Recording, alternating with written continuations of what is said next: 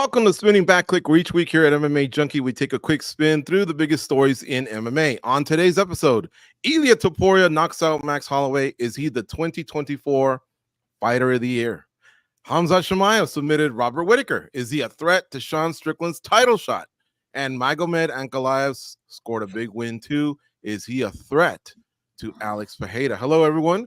Gorgeous George here on the con, and look who we have on the panel for you today. It's distinguished as always, goes from MMA Junkie Radio, based here in Las Vegas, coming to you live from Miami, the 305. It's Danny Segura. And back here in Las Vegas, Sin City, it's our fight analyst, Dan Tom, also in Sin City. Producer, Cold Coffee, Ken Hathaway is on the ones and twos. It's time to get going. We have 5 topics. But before we get going, if you can hit that like button to trigger the algorithm, I'd love you to death. Okay, it's official. Ilia Topuria is a straight up G. If there was ever any doubt that he caught Volk on a bad day or that he caught Volk on the heels of that Makhachev KO, no. Ilia Topuria is a really bad man. You guys got my quick reaction there, but I want to hear from the experts. Danny, kick things off, man. Your reaction to Ilia Topuria knocking out Max Holloway. First one ever, by the way, that Max received. Well, I'm waiting for the B-roll here to end because I want to see you guys' faces. And please, Kenny, do not single out a one shot. Bring back the 4-shot, Cold Coffee. I need an apology from you, and you. Because all you guys last episode were thinking that I was crazy, this and that, and even got the chat going that, oh, hashtag Danny be tripping. And I got accused of being on drugs and this and that. Well. Ilia Topuria is still UFC featherweight champion. He becomes the first man to knock out Max Holloway with no controversy whatsoever. And guess what's the talk of the town? Is Ilia Topuria the fighter of the year? Guys, I'm waiting. You were right. Go for me too. I was wrong. Yeah, you deserve it. Okay, no, Dan Tom is absent from this because he did agree with it. Yeah. Hey, Danny, how much did you make off of? Did you bet this fight? I did not. No. But that hashtag Danny be tripping better be retired because, man, I called it. Look, knocking out Max Holloway is probably just as good as winning a UFC title. I mean, Dustin Poirier, Conor McGregor, Justin Gaethje. The list goes on. Volkanovski, Jose Aldo. The list goes on of high-level elite strikers that haven't even come close. And this guy does it in under 3 rounds. I mean, this is just incredible. Ilia Topuria is a superstar. Ilia Topuria is not only a superstar, but also one of the best fighters walking right now on the planet. In my opinion, number 2 or number 1 pound for pound. He's got to be up there. Historically speaking, one of the best talents we've seen at 145 pounds. I think you have to put him in the conversation as an all-time great, even just with 1 title defense. This guy is just incredible. He is a talent like never seen before, and we are just getting started, ladies and gentlemen. He is 27 years old, and we got several years left of Ilia Topuria being a top dog. So I am super excited for the future of 145 pounds, which we will get into in a second. But, dude, this guy's legit. This guy is as good as it comes. This guy's top of the line. Goes, what's your reaction to Danny and the fight? I'm more anxious to come at Danny than to talk about the fight now, but go ahead. I was going to ask Dan if he had his popcorn ready because I noticed that George was very quiet during that rant. Which means he's still got a little fire left in his belly. But, I mean, my reaction was just, holy crap. I jumped out of my chair. I couldn't believe it. Like, the guy did exactly what he said he was going to do, right?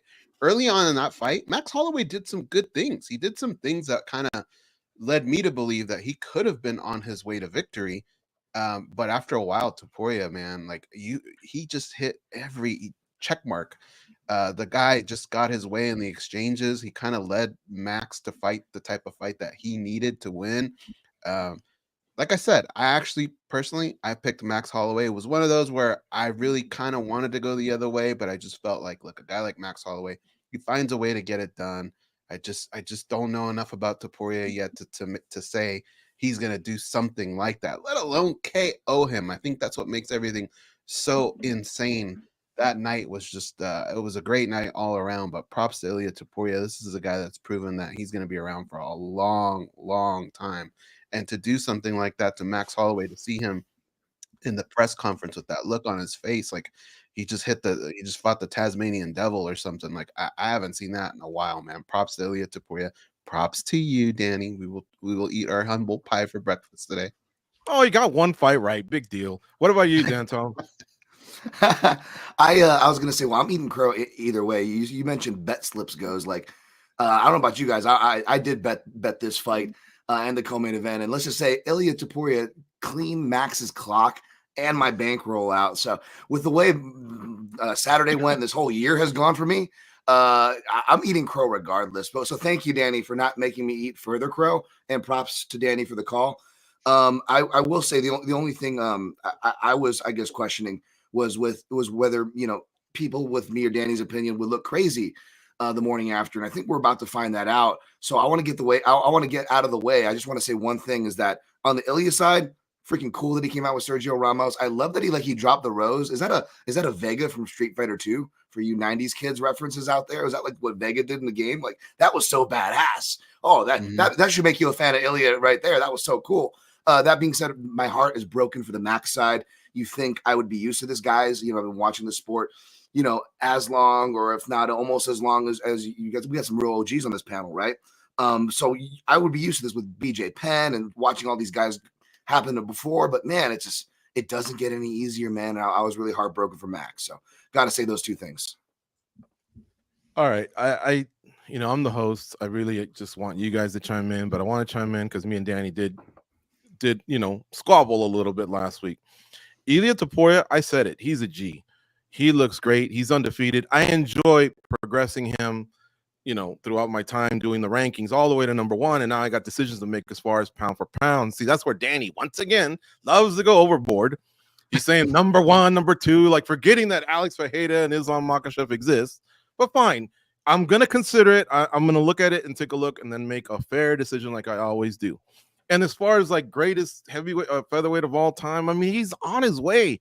He's looking good, but you got to slow down. We got to get through these title defenses. That's when the great ones separate themselves from the iconic ones, the legends, the Hall of Famers, right? It's these title defenses. How do you handle fame and power and preparation? Is the motivation there? Is the hunger there, right? You're making more money. You're getting distracted. You're getting pulled in different directions. Can you sustain that? The great ones have been able to do it. Some people can't. We'll see. Now he's got to get through Volk again.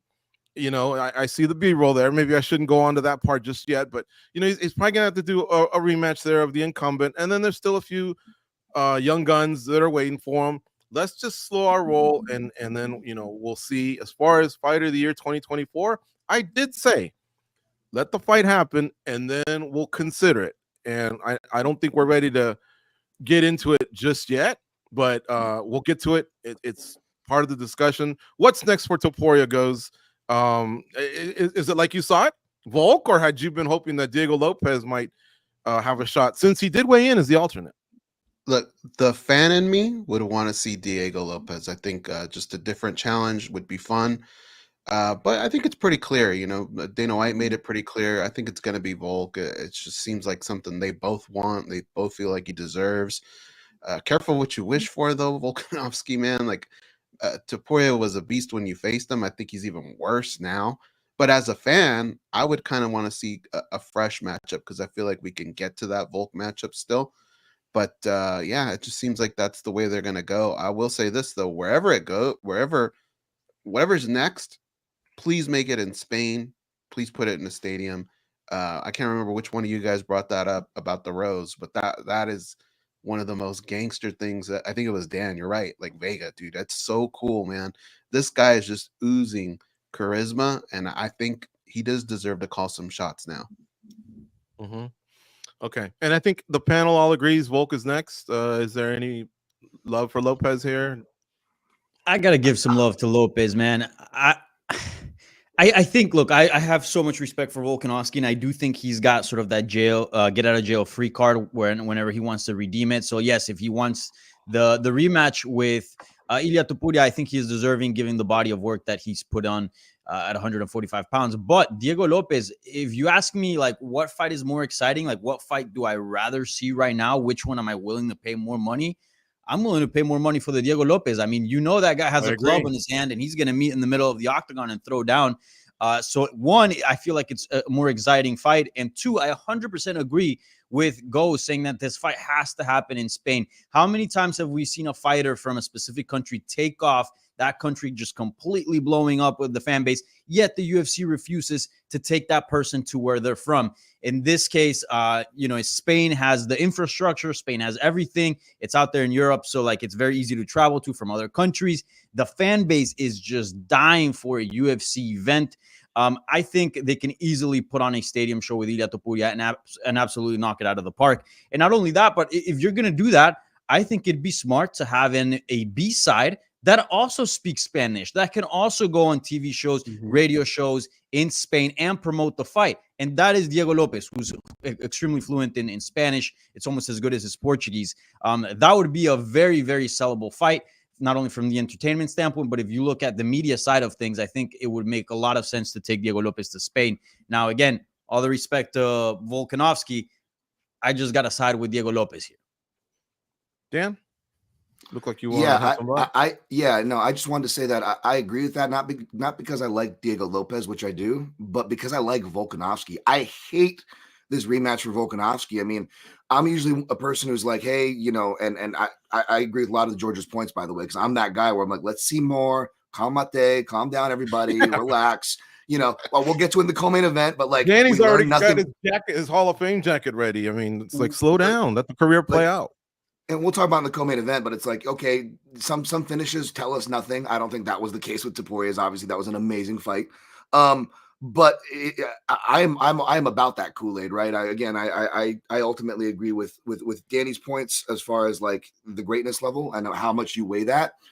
And as we saw with Max, like guys, it was so tough for Max to get back there. And we see this where it's almost like Doomsday, where they do the immediate rematch, where you're like, you're gonna not just perhaps, you know, exile this guy into the old Rich Franklin territory, which is a really dated reference, which is probably more Max Holloway, the more relevant one. But like, not only that, like Volk suffered 2 KOs in a row that could be career altering. We're going to set him up for a potential third. Like, man, I don't know about you guys, but I grew up liking Bob Hoskins movies. And I feel like I'm watching Bob Hoskins get knocked out there. By the way, things you never thought about or unsee, Volkanovski is Bob Hoskins. Go watch a Bob Hoskins interview. Tell me that's not Alexander Volkanovski. It's in your head now. All right. Moving on real quick to this whole who's the fighter of the year. It was posed to Dana White when he was there, and he said, hey, that's a good question. I'd have to look at the stats. So he didn't really give an answer. But more than anything, you could tell, at least, obviously, it was a good question to bring up. You got a guy that's won 2 fights, big ones, in Ilia Topuria. 2 legends he's taken out, right? Finishes. No discussions about decisions, judges, anything like that. And then you got Alex Fajeda, who also has been starching, right? 3-0, except 3's more than 2, but the 2 are more legendary names than the 3. So that's the way. So chat room, as Danny and I butt heads right now, I want to know from your end, who's your 2024 fighter of the year? Goes, and Dan, just kind of hang back and eat some popcorn. But chat room, tell me, in your opinion, who's the fighter of the year right now for 2024, right? January to December. Don't worry about how World MMA Awards does it. Just who do you think it is for 2024? Danny, I'll start with this. Max Holloway was asked, what if you win? This was prior, right? Mm-hmm. He says, quote, I mean, I don't know, man. I don't know if they would do fighter of the year for me. The way Alex took fights, he's the fastest guy to defend his title, right? With 3 title defenses in 175 days. That's a hard man to beat. Every time I'm in the talks for it, somebody's having a crazy year. I think Alex Fajeda has got the win in the bag already. And honestly, had he beaten Ilia, I think it would have been on par with what Ilia did. Ilia took out Max and Volk. Max would have taken out Ilia. Maybe he doesn't have the stature of the other guys yet, the legendary statures of Volk and Holloway, but obviously we know he's a G. And Justin Gaethje, who I don't believe had been knocked out either. I can't remember. He might have actually by Eddie Alvarez, but still, that BMF win was epic, right? So that was his stance. You could just tell 2's not more than 3, pal. Yeah, but you gotta weigh the victory. What then? Kevin Holland should be fighter of the year whenever he's fighting. You know, he's 5 not in times the conversation. No, I'm not gonna let that one go by, and I'll tell you why. Because I mean, go, hey, Jordan has 6, and Kobe's got 5. I got this fucking friend named Scott Holloway. I'm gonna give him a shout out, but this guy's a dimple on my ass. I swear to God. He always goes, well, then Robert Horry should have more than Michael Jordan because he's got 7. He always says that dumb shit. See, here's the thing. Robert Horry's not in the conversation, and neither is Kevin Holland. We're talking about Pereira and Ilia. And I'm telling you why I feel like that logic is flawed. Just more doesn't mean better. It just doesn't. What is more difficult? If you had to map out the year, what is more difficult? To go in a year and put away or defeat Drew Prochaska, Jamal Hill, and Khalil Roundtree. And first of all, you know what, George? First of all, Ankalaev. We're going to get into that in a minute, right? He's been the #1 contender this entire year. And guess who hasn't fought him? Poatan. Again, not a fault of his own. I think the UFC had to do a lot of that. But you're telling me the guy that didn't fight the toughest challenge in his division for an entire year is going to get fighter of the year over somebody that knocked out 2 of the greatest featherweights to ever exist in 1 calendar year, knocking him out. Max Holloway, and becoming the first man to put him away. I'm sorry, if Ankalaev maybe would have been there instead of Roundtree, if Ankalaev would have been there maybe instead of Jamal Hill, maybe this conversation, I think I'd be entertaining it a little bit more. But keeping in mind that it's 3 wins over guys that only 2 of them won a belt and none of them were able to defend it. And then on top of that, you didn't fight the #1 contender in the division. Sorry, that does not surpass what it means to knock out Alexander Volkanovski and Max Holloway, literally #2 and #3 greatest featherweights of all time. I cannot put, well, all the respect, but I cannot put Roundtree, I cannot put Jamal Hill or Jiri Prochaska, not even in a top 10 greatest light heavyweights of all time. I would agree with all that, but it's still a 3rd fight, and you can never take these fights. You can't just dismiss them. You saw the close call that, for example, John Jones had with an OSP, right? Or with an Alexander Gustafsson. Alexander Gustafsson isn't a top 10 light heavyweight either, but he came close. A lot of us didn't think Dominic Reyes could, rise to the occasion on the night he did, or Thiago Santos against John Jones. I'm picking John Jones because we're talking about elite fighters. Mm-hmm. So everyone can always have those close calls, but it's until you have that fight that, Amanda Nunes, who would have thought she would have lost to Juliana? It's a 3rd fight that you still got to take. He did it in 175 days. He did it when he didn't want to, right? He did it as a company man. He had broken toes. He was in Australia when they called him to come back to Connecticut to prepare for a fight. I think in Las Vegas. That's a lot of time zone. That's a lot of mind fucking, but he still did it. He rose to the occasion. I don't know, man. It's close. I don't know if anyone kept track of the chat. Maybe I can go back and recap and see. But like I say, Max Holloway kind of had my back a little bit. And I feel like Dana felt like it's a conversation. Danny was right. He got the pick right. He got the KO right. Everything, right? He deserves that praise in those flowers. I had a problem with Danny saying it ain't even a conversation. It's just far more impressive. Yes, I get the broken toe. I get the traveling and this and that. But at the end of the day, this is a sport. We're talking about what weighs more sporting wise, and what Ilia Topuria has done in 2024 is far outweighs what has done Poatan in this laps in this year. Again, impressive. I'm not saying it's not, but how can you give fighter of the year to a guy that hasn't even fought the guy that everyone thinks that he's the #1 contender that he could beat? That he could potentially get beaten by in Ankalaev. And meanwhile, Ilia Topuria is not there asking for easy fights. Volkanovski and Max Holloway. Sorry, George, I still stand on this hill, and I'm ready to die on this hill. It is not even close. Ilia Topuria is fighter of the year. That's it. Let's listen to this other 2 guys. See if maybe Goes and Dan. What do you guys think? Who's your early fighter of the year between these 2? Look, George, I mean, I kind of get the logic on the other side, but you're a big sports fan, and this happens in other sports all the time. There's strength of schedule, right? When you're ranking them college football teams, if you went through Oregon and Ohio State, people are going to look at that as being stronger than if you just went through 3 other ranked opponents. It's tougher. And to top it all off, I guess the equivalent in college sports is maybe going to their home and doing it, because this dude got finishes in both fights over guys that just, Max Holloway never gets finished like that. What he did is phenomenal. We may never see something like that again. So I'm with Danny. I'm just not with Danny in the there is no discussion thing. I'm on his hill, but I'm kind of 1 step below. But I'm not hating anybody that says it's Poatan. Like, I get it. That is also very tough to do what he did.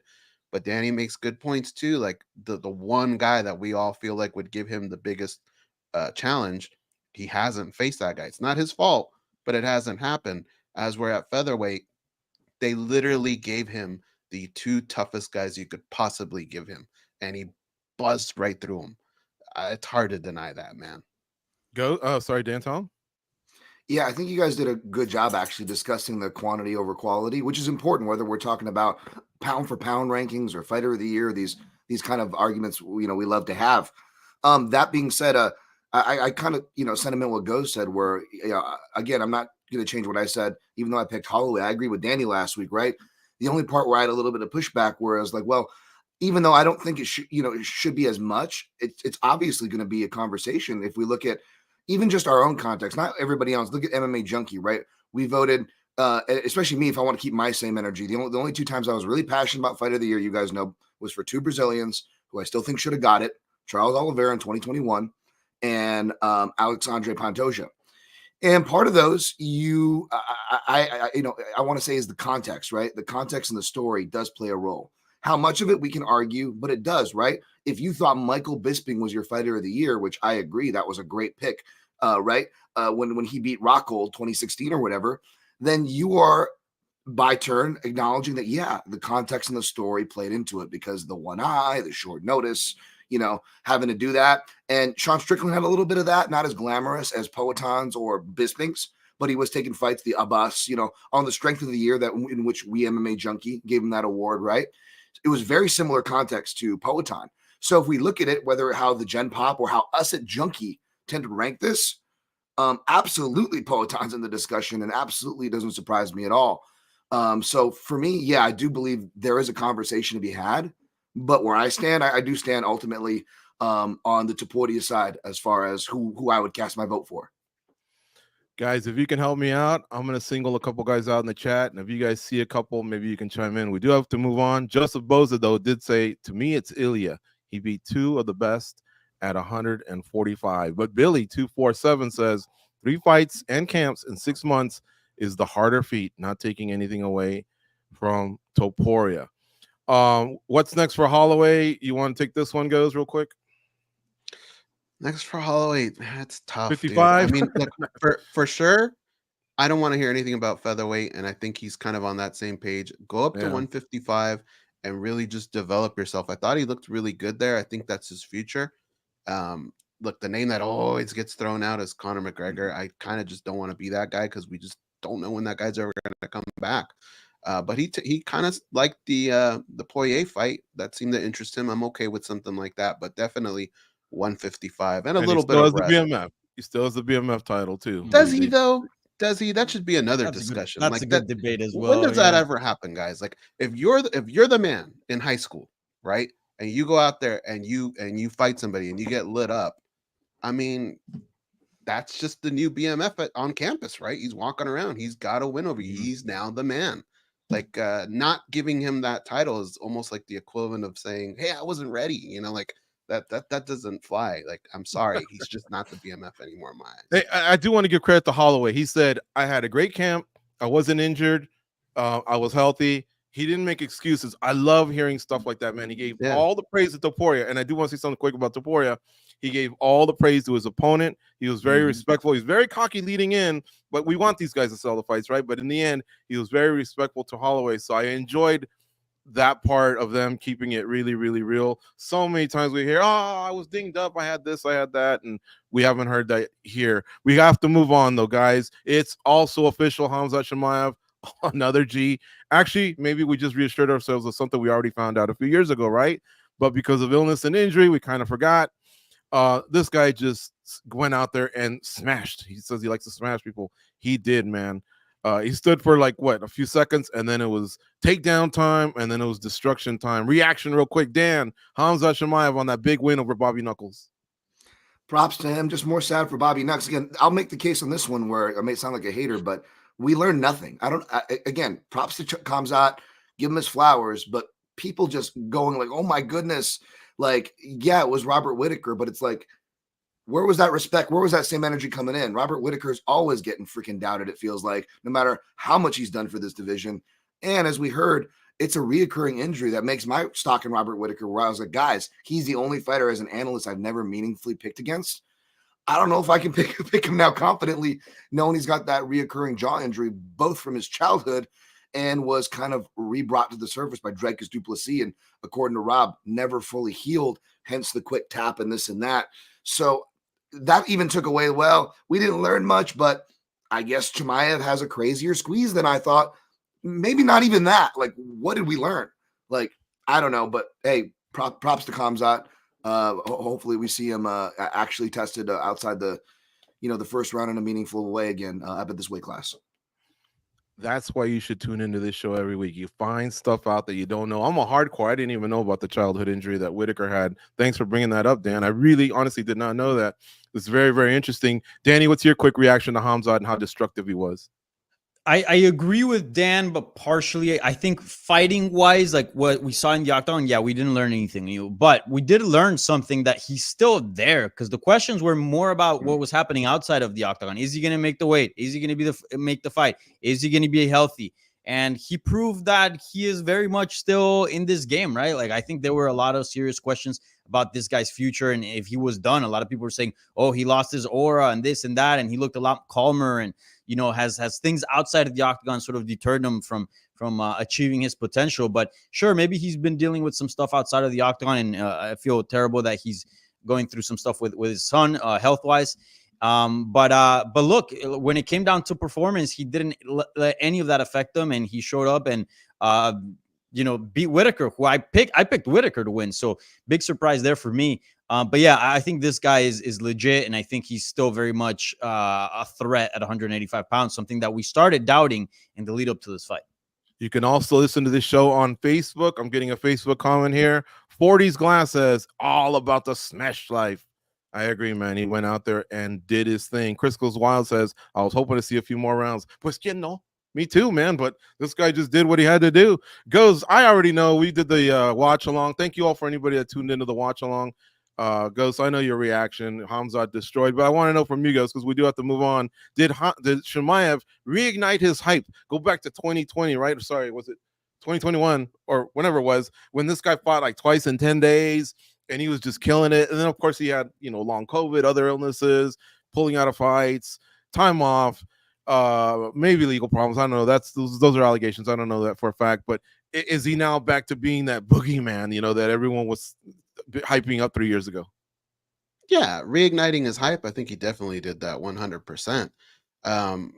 But you have to remember, like, did he answer a lot of questions? That's always the question that we have to figure out is, what has he answered? What has he shown us? I mean, I thought he had great fight IQ. He was on Bobby Knuckles from the moment that fight started.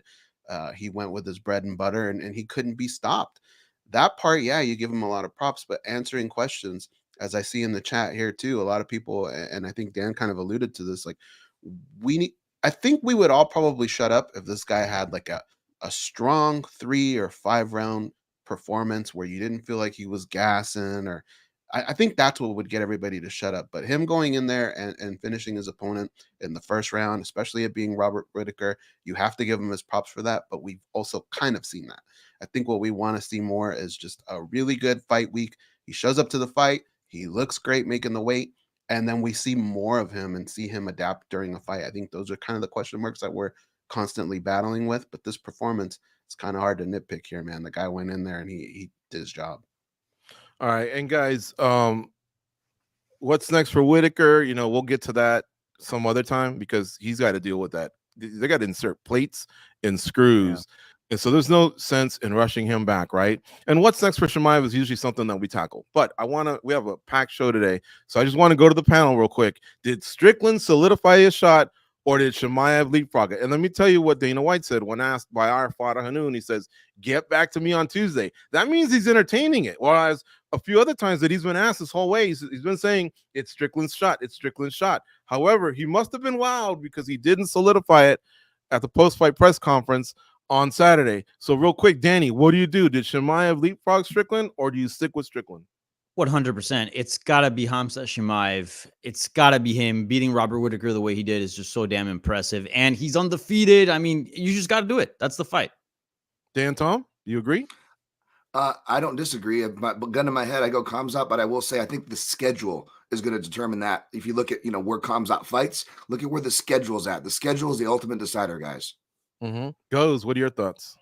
I agree with Dan. Whoever plays ball, the first guy that says, I don't want to fight there, or I want to redo my contract, that's the person that loses out. Whoever plays ball with the UFC, they get the shot. Going back to something Danny brought up about stadium shows in Spain, Dana kind of shot that down. Doesn't mean they can't go to Spain with an arena, right? But he says he needs an enclosed stadium. Danny, maybe you might know. Are there enclosed stadiums? Is the Bernabeu enclosed? I don't think so, right? Yeah, the Bernabeu has a retractable roof, yes. Oh, how about that? Okay, well, what the fuck are they waiting for? They should go to Spain with that guy. With Sergio Ramos being allowed to come out in the corner and his opponent, Diego Lopez, I'm sure he can come up with a Brazilian to corner to walk him out as well. And as far as South Africa is concerned, I've heard no. I don't know, man. It seems like maybe Sydney, Australia, maybe where the next middleweight title fight is contested. Moving on, though, listen, the card had other results, right? We woke up at 6 a.m. on Saturday to start a watch along, and frankly, I ain't mad about it, man. The card had a little bit of everything, some controversial judging for sure, as always. Great action, broken bones, maybe an upset or two, and even an inexperienced doctor. Yeah. How many fingers? Go ahead. But anyways, let's talk about the good stuff. Did Ankalaev secure a title shot, Goes? Yeah, I think he did. The fight before this one, he secured that title shot. Problem is he's not getting it, right? We know how the UFC rolls. It's supposed to be his shot, man. It's the fight that I think a lot of fans want to see. I'll tell you this much, though. I think that time that they've kind of given, that extra time to Poatan, I really think he's closed the gap a little bit. I used to think it was going to be Ankalaev all day. He's just going to get that takedown and it would be over. Now I'm starting to think it's a little bit closer. I think Poatan's had more time to improve. But yeah, Ankalaev absolutely deserves that shot. It's his shot, and I think it's going to be a great fight. Danny, he chose not to take the fight to the ground. He stood to prove a point. He beat Alexander Rakic. But did he prove the point to all of us who wonder how he would do standing up next to Poatan? Poatan's not Alexander Rakic, all due respect to the Austrian. I like that he actually kept this fight standing because he didn't really show his cards as far as like what he has in store for the grappling or as much, because obviously he has in previous fights. So yeah, I think he's the number one contender, and I always thought he was the biggest threat at 205 for Poatan, and I think he maintained that even though it wasn't the most exciting fight on Saturday. I think he's still the guy, and I'm super intrigued to see how that fight plays out. Chris Goes Wild in the chat says Ankalaev has to be next for Fajeda unless he's super picky about when and where. Joseph Boza says Dana hates Ankalaev with a damn passion. Ank is on a 13-fight unbeaten streak. Mike Bond, our colleague at MMA Junkie, asked Dana about this, and Dana almost said, yeah, like without slam dunking it, he pretty much said, yeah, that's pretty much the next fight. Whereas remember, with Chimaev and Strickland, he did say to Fada Hanoun, get back to me on Tuesday. What would you do, Dan, with Ankalaev, man? Is he next? Did he secure it? I think so. He was my number one contender and the biggest threat to Poatan before this Saturday. He still is after, but I wasn't blown away by the performance, and I agree with what Goes said, where Poatan's really closed the gap in. And the thing with Ankalaev, he's really inconsistent. It's like part of me is like, oh, did he stand because he got the old Dana and Hunter Campbell less wrestling note, right? Or if you look at his fights, the guy's a really inconsistent wrestler. He doesn't go to it as much as he should. It's been a big argument for guys like me who watched him on the ACA Russian scene, where he showed this devastating ground and pound out there, and he never really showed in the UFC. So it's been really hair-pulling for us analysts that have been following this guy. So I don't know how consistent he's going to be. And when he does go for takedowns, guys, it's in the clinch, and that's going to be the hardest place to take Poatan down. Good stuff. All right. Hey, real quick, guys, another big fight that happened, Lerone Murphy against Dan Ige, settled in the third round, went to a decision, but the decision did go to Lerone Murphy. He's now undefeated. It's a kind of a quiet 14-0-1, 15-0-1, whatever he is, but Ige's a big name, so hopefully this elevated his status. But how far can he go, Danny Segura?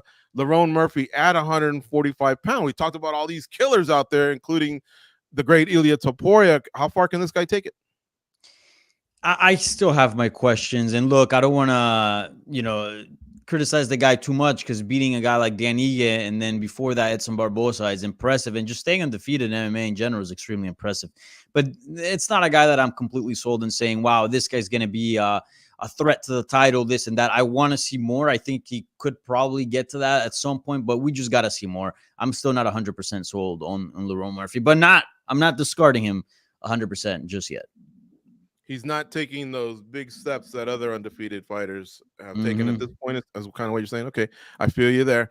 How about Shara Magomedov, Dan Tom? What's his ceiling? That's another guy that everyone's been talking about, and he went out there and had such a devastating KO. Man, you're gonna make me. You're gonna have all the Dagestani and Russians coming after me, man, by feeding me all the ones that I'm not the biggest fans of or think are overhyped. Chimaev at least deserves a lot of the hype. And I want to give credit to Shara. He's shown improvements these last two fights, right? But my goodness, we need to stop glazing this guy for goodness sakes. It's just a clear glaze job. It's a clear hype job. The guy's getting a little bit better with his hands, but I'm not. Listen, guys, Johnny Walker hit a similar move. Shout out to Tim Lane, rest in peace, my kickboxing coach. He's the first one that taught this one to me, where it's not really a crazy move. It's actually a sensible way to come out of a spinning sidekick or a spinning back fist, is to counterbalance yourself with another spinning shot. That's what Shara did. It landed. Good for him. I'm still not sold. But we're not going to see him challenged because A, the UFC is going to baby him, and B, this is middleweight.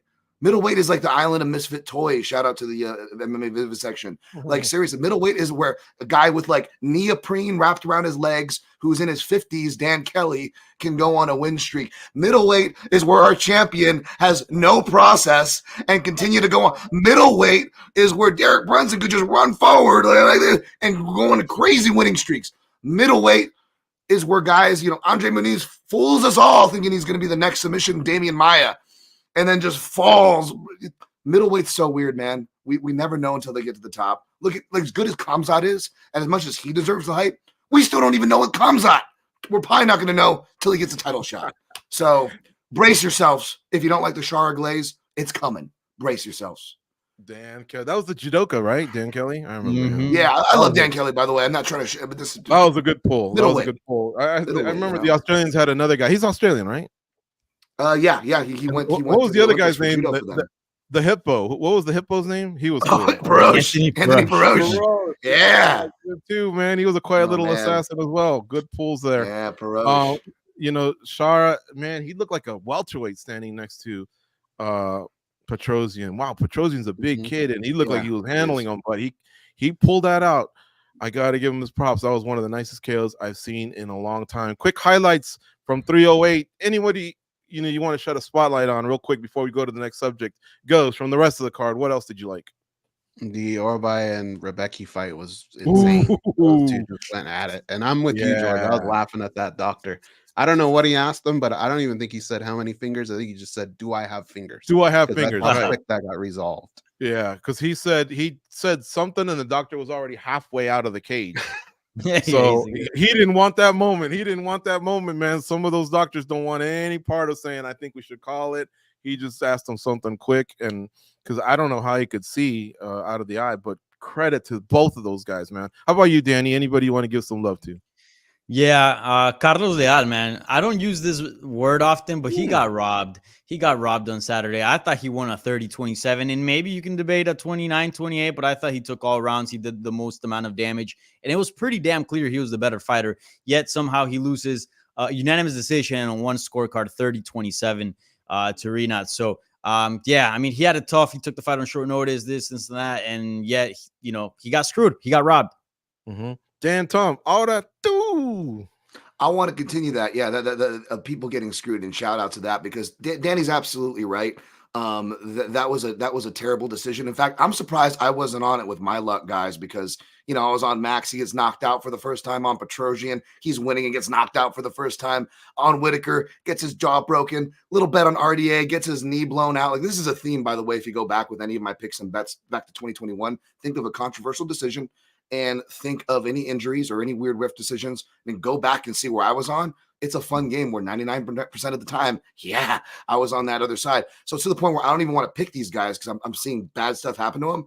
And shout out to Dan Ige, who I said last week. Again, look, No, not a word from Dana. Remember at the end of UFC 303, guys, whatever that kid wants, anything that kid wants, whatever he wants.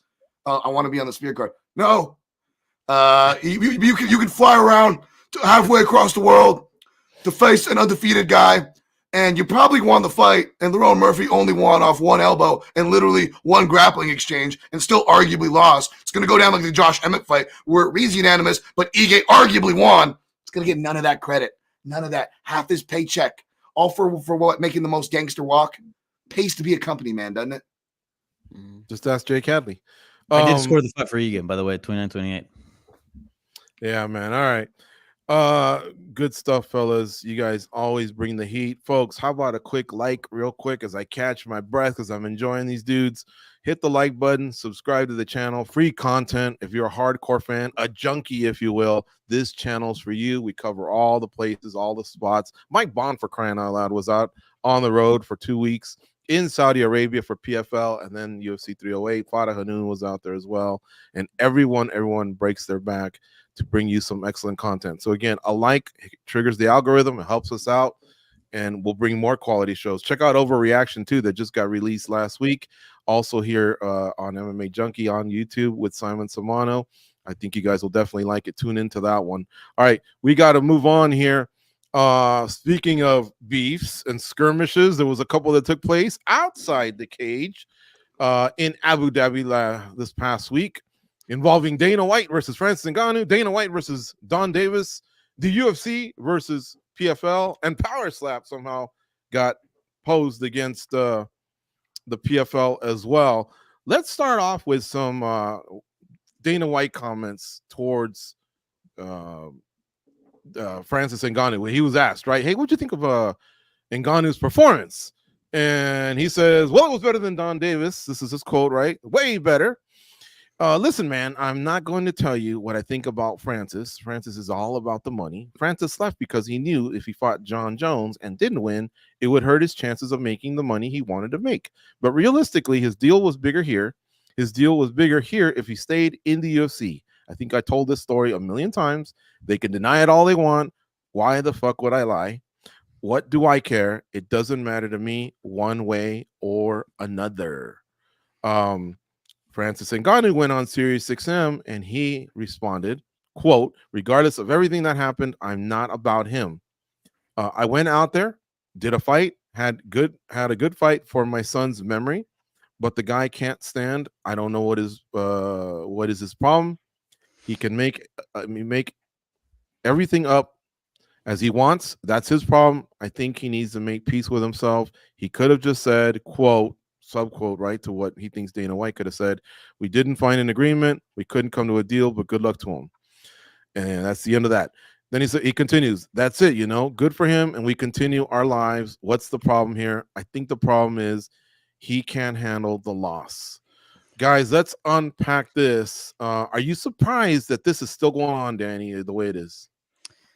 No. I mean, Dana White is a man that doesn't take that many L's often, but in this one, he did. The best heavyweight on the planet is likely Francis Ngannou, and he's not signed to his promotion, and he's out there fighting and killing it and doing, good things for their rival company. So it's not surprising at all that Dana White probably doesn't have a liking to that. What I'm surprised is by Dana, who usually has this sort of facts rates, or at least has good arguments to back him. Says that Francis Ngannou is all about the money, but then literally about 3 or 4 seconds later says that if he were to stay with the UFC, he would have made more money. I don't get that one. I don't know. Maybe you guys can help me out.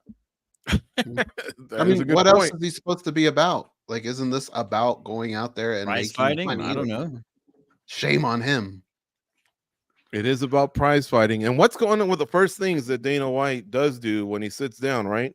You see him go like, all right, guys, thank you for coming. Oh, the gate was, and then we broke a record, and that's what I'm all about, So, like, money's on his mind, too. It's on all of our minds. But, yeah, good point, Danny. Dan, any quick thoughts on why these guys are still beefing? They've kind of gone in their own directions, had their own types of successes, but yet, well, more on the Dana side, right? Yeah, well, because Dana wants to control the narrative. It's the reason why, if anybody thought I was out of pocket with my Nunes or Cyborg over Nunes comments, It's because, guys, when you guys were at the same tour, right? When we went to Dana's office, what did he have outside of a weird bowl of Dentine ice or Polar ice or some discontinued gum? Because Dana White loves 2001, where everything is new metal. Anyways, but he had the Amanda Nunes thing. He doesn't like Amanda Nunes, right? He doesn't like WMMA. Why do he have that mural, guys? It's because he got the ball and he loves taking the ball and running with it, right? Whether it's a win or not. And that's what he's trying to do here. We've seen it with Randy Couture, Chris Cyborg. We've seen these continued feuds even after these people have left the promotion and are out of the UFC purview. Dana White almost keeps them in, right? So yeah, it doesn't surprise me. And maybe I just burned my Dana White impression, but I'll just repeat the one quote that I think is the most, thing that he really shouldn't have said, which is, if somebody tells you who they are, you should believe them. Now, I will say in defense, drunk Dana White has bought Dan Tom a PlayStation, but drunk Dana White can also beat the crap out of his wife. So I will just leave it at that. It's a dice roll. He's a gambler. It's a dice roll. You don't know who you're gonna get. So I'm if anything, I'm defending Dana White here, right? For anybody throwing that quote back at him, I'm just you don't know what Dana White you're gonna get. I'll say that. True. Will White ever entertain a crossover fight at the end of the day? What do you think goes? That's what the fans want. And to be fair, it was posed to him. He seemed to shut it down, but Dana White has shut things down in the past. So what do you think? Again, money talks, and he has always said one thing: I like to give fights to the fights that the fans want. Yeah, so there's a couple things, on overreaction. The other show we have here on MMA Junkie, Simon Tamano had posed this question to Farah Hanoun. And at first, when you hear that, you always think, well, it's crazy. They're just not gonna co-promote. But honestly, I was kind of feeling him a little bit just because it's the biggest fight you can make. I know Dana White is a huge boxing fan. And one of the things that he doesn't like about boxing was, we got Pacquiao Mayweather way too late to fight that a lot of people wanted to see. I thought if there was ever a chance to do it, it could be this. But after all this back and forth with the PFL, them having the baddest man on the planet, the baddest woman on the planet, I don't think he wants to give them the satisfaction. Mm-hmm. All right. Well, PFL's Don Davis has kind of been active, right? Big shows that they've been having and things like that. Dana White had a response to Don Davis this past weekend, and we got it for you. So let's play that. Let's do that. Cold Coffee.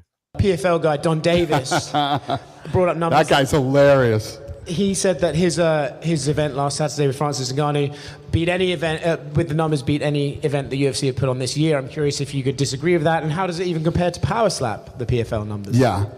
First of all, the PFL should keep the UFC out of their mouth. They can't even deal with Power Slap. Power Slap destroys PFL. All right. It's weird that you asked me that question because I just happen to have some papers here. So, first of all, let's start with followers. Power Slap has 19.2 million followers. The PFL has 10. Video views. PFL Fight Week did 326 million. Power Slap 8 did 690 million. Okay? PFL Fight Week Instagram views, 76 million. Power Slap 9, the week of. This is, so if you look at PFL, the fight week and the aftermath, these guys had 76. Just the week of, they had 68 million on Power Slap, okay? And we haven't even had a fight yet.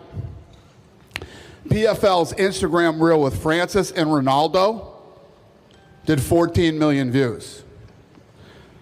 Power Slap's 9 Instagram reel with contender Isaiah had 22 million views. And that was a repost of an old fight. The repost of the old fight beat Francis and Ronaldo. I can keep going on for a fucking month here. And then if you want to get into what he said about the UFC, I have a laundry list here. But let me just start with this. UFC Vegas 84 at the Apex beat them. So, listen, I understand, and I love the stuff that he said. He sounds like Kamala. Talks a lot, but says nothing. And I would hate to be one of that guy's investors. I don't watch MMA. I've worked 7 years and haven't taken a vacation. You should probably take a vacation. You're out of your fucking mind, dude. You should probably take a vacation. What I was going to say. I have a list here. I will have Lene get you guys this list of all these numbers, but that guy shouldn't even mention the UFC. He's not even in power slaps. And then he was talking about, you know, there's all kinds of combination packages and how all this works. He doesn't beat power slap in revenue. He doesn't beat power slap in ticket sales. He doesn't beat power slap in sponsorship. He doesn't beat power slap in anything, let alone the UFC. Mentioned it earlier, PFL and Bellator. In Bellator, there's an undefeated champion. He's the cousin of Umar Nurmagomedov. His name is Usman Nurmagomedov. Okay. Are you ever interested in signing him?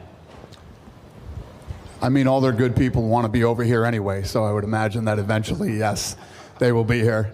Nobody wants to fight in the fucking PFL, except for Francis.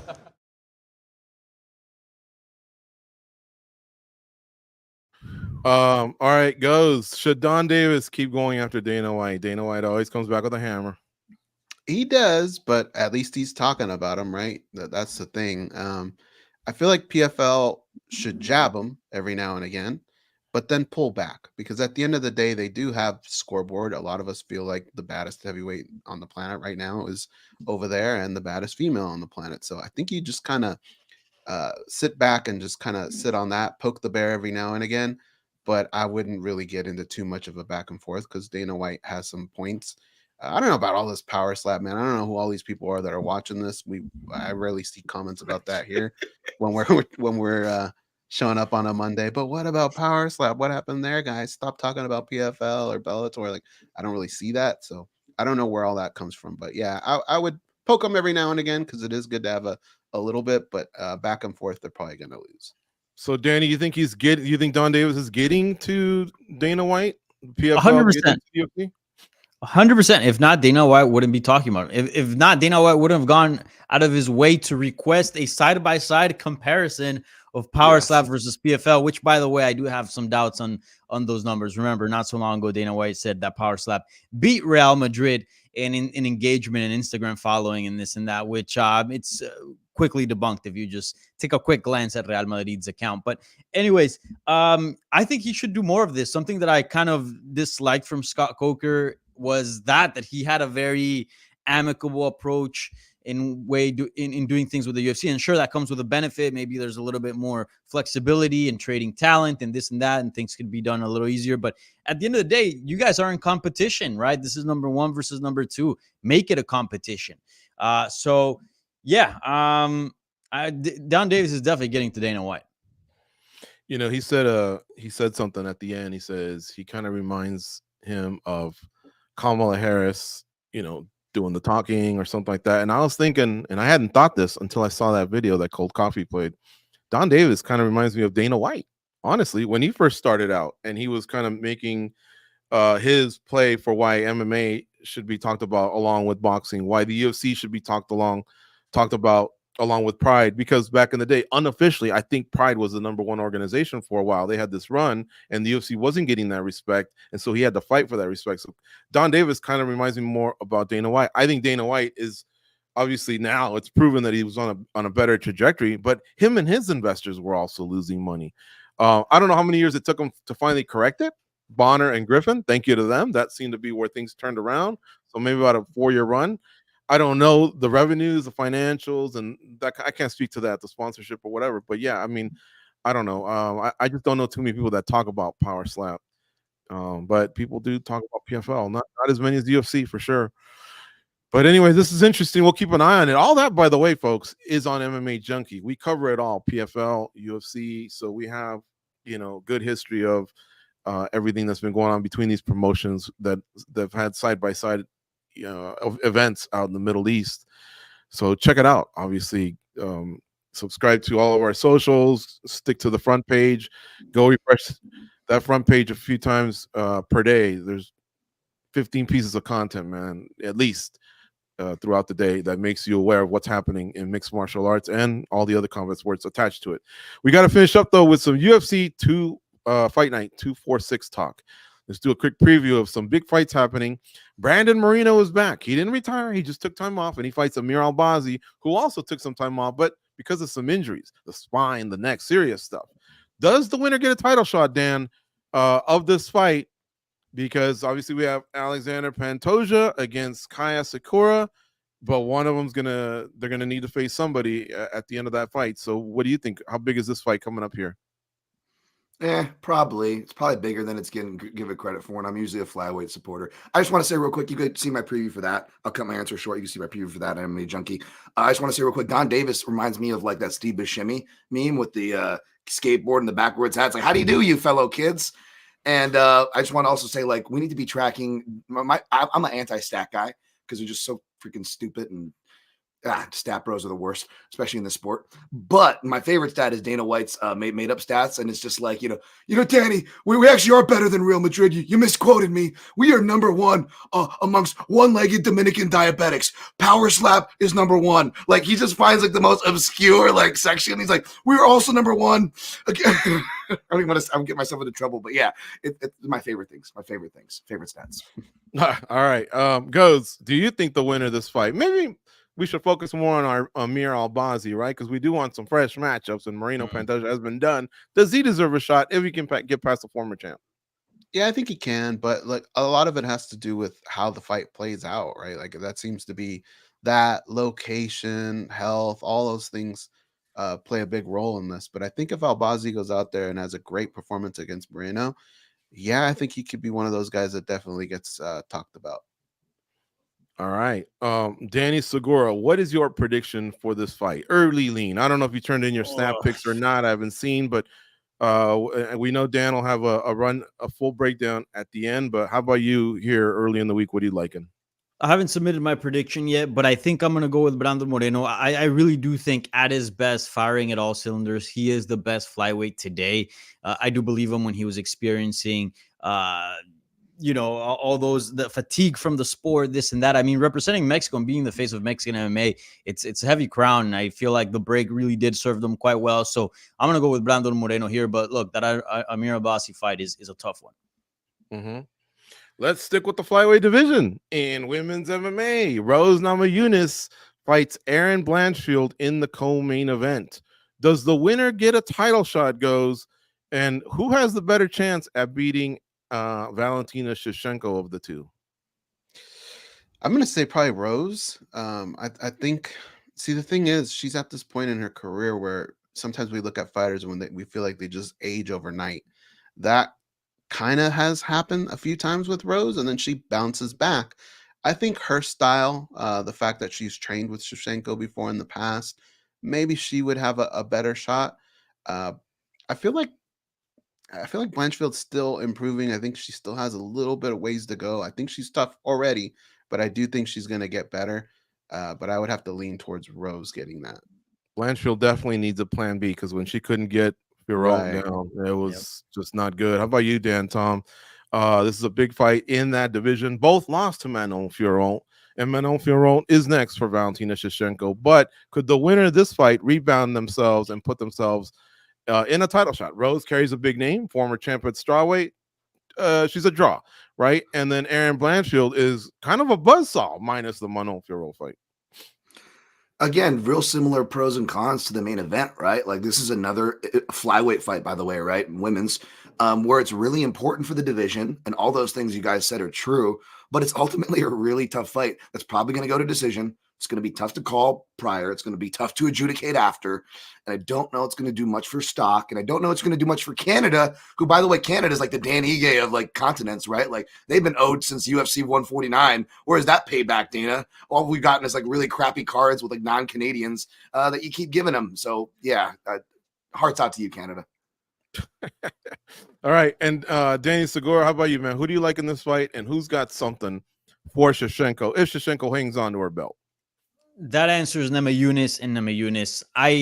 It could change, but as of now, based on what we've seen, I do think the Namajunas has the more tools, and I think she can put on an interesting fight for Shevchenko. So I'm going to go with her. But Namajunas, as Go said, she's a fighter that's been around for some time, so I don't expect her to change a whole lot. I expect her to be Rose Namajunas, whereas Blanchfield, there is a lot of room for improvement. So maybe she shows new tools enough to be Rose Namajunas enough to maybe start, having doubts about if Shevchenko is going to keep her crown for her next fight. Obviously, if she were to beat Manon Fiorot.